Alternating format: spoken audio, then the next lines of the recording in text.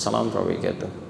Saya ingin mengajak ke orang tua untuk bersikap lebih baik dan harmoni dalam keluarga. Namun sebagai anak sulit bagi saya menyampaikan kebaikan pada orang tua sebagaimana saya menyampaikannya supaya orang tua bisa menerima nasihat tanpa harus menyinggung perasaannya. Tadi kembali ke Quran surah ke-16 ayat 125. Hal pertama yang dilakukan kepada orang tua itu bukan memberikan nasihat. Mau'izah hasanah itu nomor 2. Berdebat, diskusi dengan cara yang baik nomor 3. Nomor 1-nya hikmah. Ud'u ila sabili rabbika bil hikmah. Kalau kita ingin berdakwah kepada status sosial yang lebih tinggi di atas kita, maka sifatnya bukan memerintahkan. Awas, hati-hati ya. Sifatnya bukan memerintah, karena kalau memerintah langsung ditolak. Ya. Bukan mengajak. Mengajak itu dari atas ke bawah. Memerintah itu dari atas ke bawah.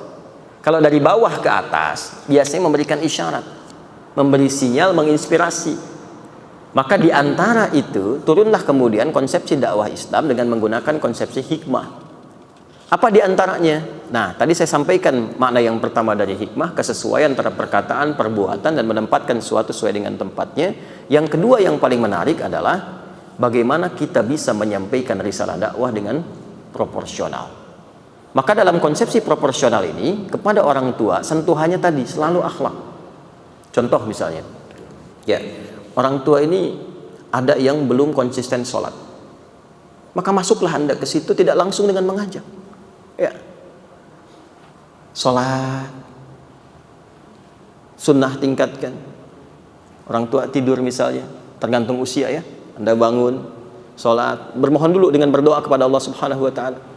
Ya, minta melembutkan hati orang tua. Kalau keras hatinya, minta melembutkan dulu. Karena biasanya sunnah di Quran itu kalau menghadapi orang-orang yang keras, nggak langsung didakwahi, tapi mohon kepada Allah melembutkan hatinya. Itu yang dicontohkan lewat kisah Musa ketika berdakwah kepada Fir'aun. Ya, di surah Thaha itu kan viral ya. Qala rabbi shrahli sadri wa yassirli amri wahlul 'uqdatam min lisani yafqahu qawli. Setelah itu lakukan dalam sujud, tahajud, minta kepada Allah. Setelah itu, kemudian teruskan dengan akhlak. Ya, dengan akhlak, sikap-sikap yang baik tadi. Orang tua misalnya sering banyak diperhatikan, ditanya kabarnya, dimasakin yang baik-baik. Kalau sakit kemudian dirawat. Lakukan seperti itu. Itu yang kedua. Sampai kemudian orang tua merasakan satu perubahan. Begitu merasakan satu perubahan, dia pasti akan bertanya. Apa yang menjadikan kamu sangat perhatian begini? Anda jawab, ucapkan terima kasih Ma, Pak, sudah merawat saya sampai sekarang. Saya tidak bisa balas baktinya.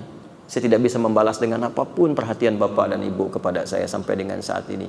Tapi Alhamdulillah, sholat saya mendorong saya untuk meningkatkan bakti kepada Bapak Ibu jauh dari apa yang pernah Bapak Ibu dapati sebelum saya meningkatkan sholat. Jawaban itu akan semakin menyentuh. Jadi tidak butuh kita dengan kalimat, ayo Pak, Bu, sholat, takut kita berpisah di akhirat nanti. Mak masuk neraka, saya masuk surga, kan tidak enak. Tidak usah dengan kata-kata begitu. Ya, perbuatan-perbuatan saja.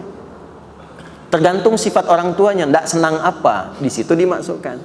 Nanti buka ceramah-ceramah, buku-buku dan sebagainya, kisah-kisah inspiratif dari amalan yang belum konsisten di situ orang tua.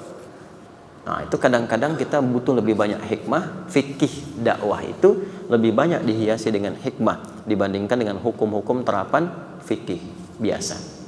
Ya. Dan karena itulah ditempatkan dalam Quran itu hikmah posisi tinggi. Ya, Luqman itu menjadi luar biasa ketika mendapatkan hikmah. Ya. Wa may yu'tal hikmata faqad utiya khairan katsira. Di Quran surah ke-2 Al-Baqarah di ayat 267 sampai ayat 269. Siapa yang diberikan hikmah oleh Allah, maka dia telah mendapatkan pemberian yang sangat tinggi.